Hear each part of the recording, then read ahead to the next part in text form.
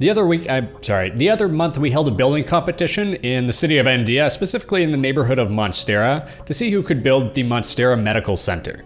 Now we had a bunch of entries, but we had 3 that stood out, so today we're going to showcase 3 of them. The first one uses the geometry quite well and likes to play with rectangles. The second is made of concrete and has a brutalist twist with a really cool atrium in the middle. And the third one takes full advantage of CubePack's rails and trapdoors. So come along with me and explore. My name's Matt, I have a degree in architectural engineering, and you're watching Alpine.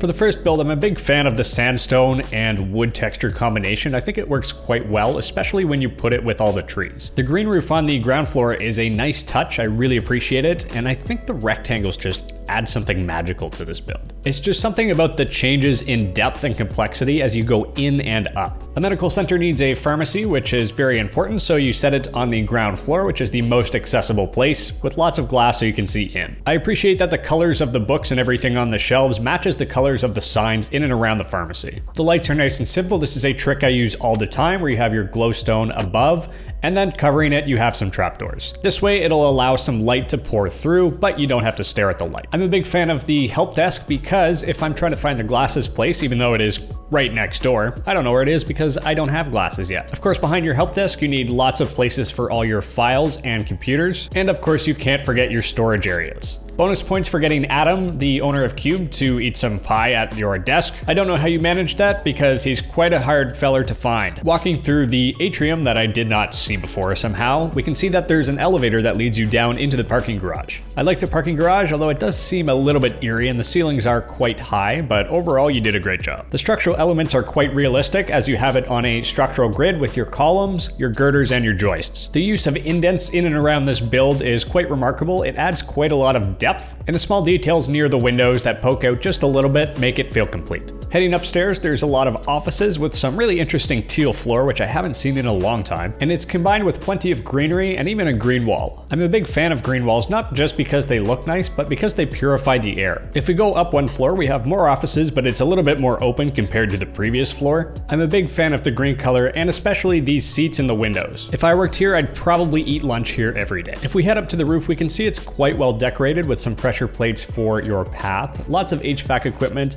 a handful of greenery, and lots of solar panels. Thanks so much for building this entry. Let's go check out number 2.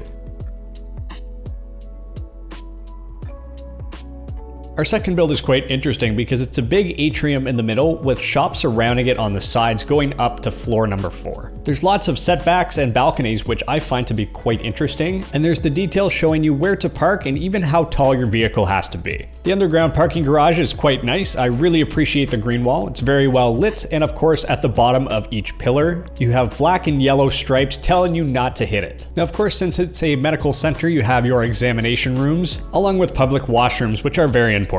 Now you don't just think about your patients, you have to think about the staff too, so give them a coffee break room. Heading towards the central space, we walk into this beautiful atrium with lots of natural sunlight and this big pine tree in the middle. Just off the atrium there is a loading dock, complete with your garbage and recycling bins. Up on the second floor you get a nice view of this pine tree along with some stairs down, connected to a child care area along with a dentist office. Legit dental? I mean, sounds legit to me.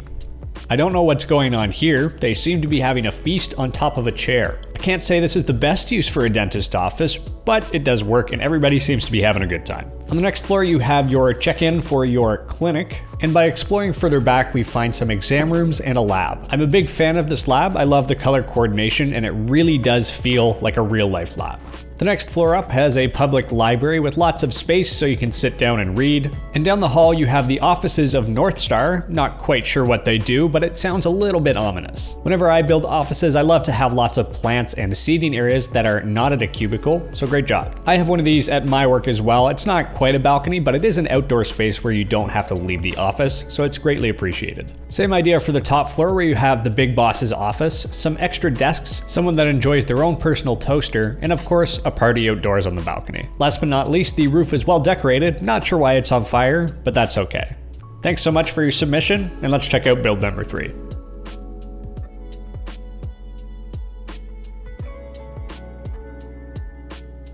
This last build takes modern to the extreme with full use of trapdoors and rails and cube pack. I don't even know how you got these diagonal ones. I get the other ones, but the ones in the corner, I don't know how you did it. The build is structured in two main areas. You have the modernist parts and then sort of the area that goes upwards, along with some interesting support columns at the bottom. I always appreciate the delivery entry. It's really great to have a utility side of it, and this is probably one of the coolest designs I've seen for a wheelchair. Inside the ground floor, we can see Rainey attending the counter for the patients that are waiting for their checkup. Hey, I'm here for a thing. I don't want to take a, what do you mean take a seat?